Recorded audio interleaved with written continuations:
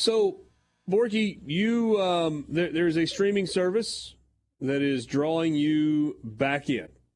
Yeah, I cannot wait for this. So you had canceled your Netflix subscription? So I've started to do something more economical. I'm only subscribing to the services when I know a show came out that I want to watch, instead of just owning subscriptions to Netflix and Hulu. Well, I have Hulu for television, but Netflix and HBO and all this stuff, right? Apple TV Plus. I just subscribe when I want to watch a show.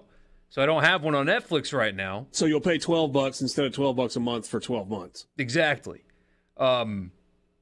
This one has grabbed my attention. There's going to be a documentary on Florida football, but not the advent of Gatorade and not celebrating Will Muschamp's SEC East Championship. No, the documentary about the Florida Gators that you want to watch. Head ball coach? Not head ball coach. Not Jim McElwain's weird exit where he said he was getting death threats and then they asked him to present them and then he couldn't, so they fired him. Muschamp never won the East. No, he won 11 games but didn't win the East. That's right. Okay. Either way. Is this going to be Aaron Hernandez?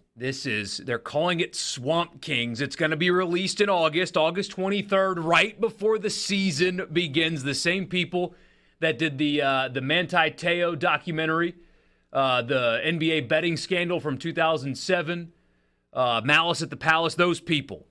So stuff that they covered that they didn't pull any punches on. Aaron Hernandez, Florida football during that time. So Tebow, Riley, Cooper, two players now on that team have Hernandez is dead now, but another is now in prison for murder. All of it is what this documentary is going to be about. Those Florida teams. Just incredibly interesting college players who had bad reputation. Percy Harvin, the Pounceys, Brandon Spikes. I mean, these are all guys that, this is going to be an incredibly interesting documentary. I am with Borky on this, and it should be incredible to watch. I'm interested. One thing, obviously, I'm interested in is, do they talk to Mullen? Is Mullen featured in this? How much is he involved? I'm interested to know that. Think about the dichotomy of those teams, though. On one end of the spectrum, you had those guys, and on the other end of the spectrum, you had Tim Tebow. The ultimate choir boy.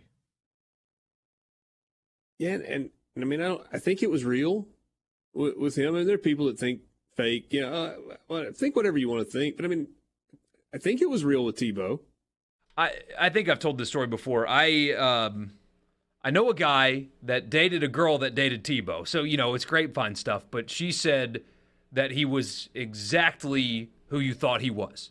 But she said dating him was a chore because it'd be like lunch on Tuesday. And then the rest of the week he was booked. And so she didn't get to have a real boyfriend in Tim Tebow. But she said he was exactly who he presents himself to the public is who he is in private as well. You have to clarify what you said, because when you say Tim Tebow is exactly who you think he is, that could mean two different things. Right, true. Depending on how you think he is the person that he presents publicly. She said he is that person privately as well. The guy that works with the special needs children for their prom nights and is very open to talking about his faith publicly and a hard worker and, all that stuff. The good guy stuff. The good guy stuff.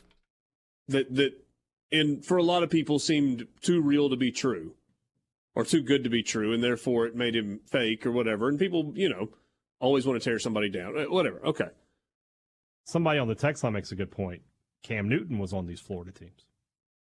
I mean, just this synopsis, just reading this synopsis is crazy, if you don't mind. After the national championship, star quarterback Tim Tebow took over and went on. This is all the stuff they're going to cover. To have one of the most successful careers in school history, won the Heisman in 2007, guided the team to the national championship in 2008. The 2009 season featured an unbeaten regular season. Here's where it gets funny. All right, if that's the word you want to describe it. But the start of the dynasty started collapsing, occurred after that when star defensive end Carlos Dunlap was arrested for falling asleep behind the wheel after drinking just ahead of the 2009 SEC championship game. He was suspended for the game. Alabama won, and the Nick Saban dynasty was set off. Meyer would then briefly retire, setting the stage for his parting of ways 1 year later. His tenure was marred by numerous off-the-field incidents, with Florida's arrest totals popular fodder for rival message boards. 2 players from that era would later be connected to murders, with Aaron Hernandez famously convicted of the murder of Odin Lloyd, and safety Tony Joyner recently reaching a plea deal after being charged with the murder of his wife. They are going to cover, based on their previous work, all of that. And if I'm a Florida fan, I'm not looking forward to it. If they do it right, and what's interesting is you've heard so many rumors, right, about Urban Meyer and the way he handled all that, right? And that's all it's been, is just rumors, right? Like, this player got away with this, or they covered this up and all that. If there is any truth to any of that, it will be in there.